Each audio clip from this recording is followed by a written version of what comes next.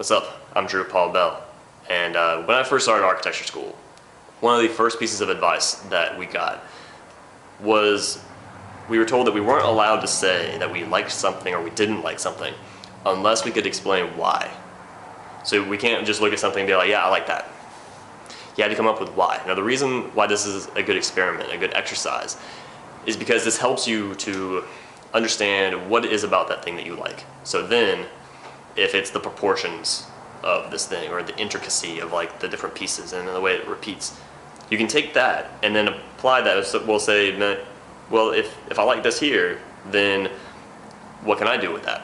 Can I apply that kind of technique to one of my own designs?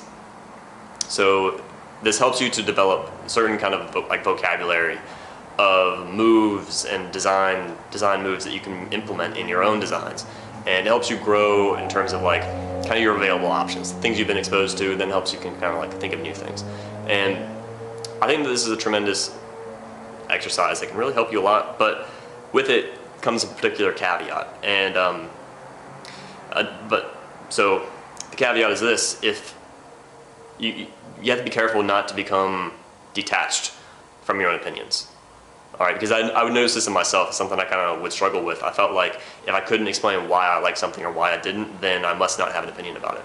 But that's not true, because you can look at something and it's very natural if you're attracted to it or not. Right? If you find it pleasant, but if you don't have the vocabulary yet, if you don't have the language to explain, I like the proportions of this thing, or I like the repetitive nature about it. Like maybe you don't have the words to say that yet, but acknowledging and admitting to yourself and knowing that you like it, that is an important first step. So don't sever your own opinions from the reasons why. Sever wasn't the right word. But what I'm trying to say is don't think that like you have to explain why you like something to like it. You can just like something.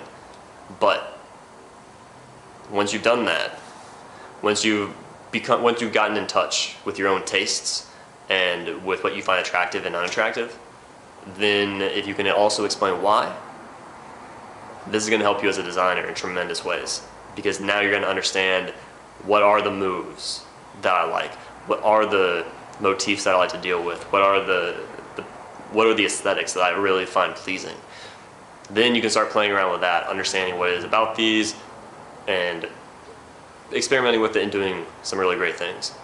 So I really hope this piece of advice helps. Again, it's when you like something, strive to understand why you like it, put it into words, and understand those pieces, those elements, so that then you can wield those moves in your own designs.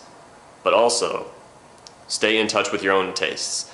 Understand that there are certain things that you like, certain things that you don't like, and you might not be able to explain why, but that's fine. Be with that. And over time, you'll begin to understand why you find certain things attractive and why you don't.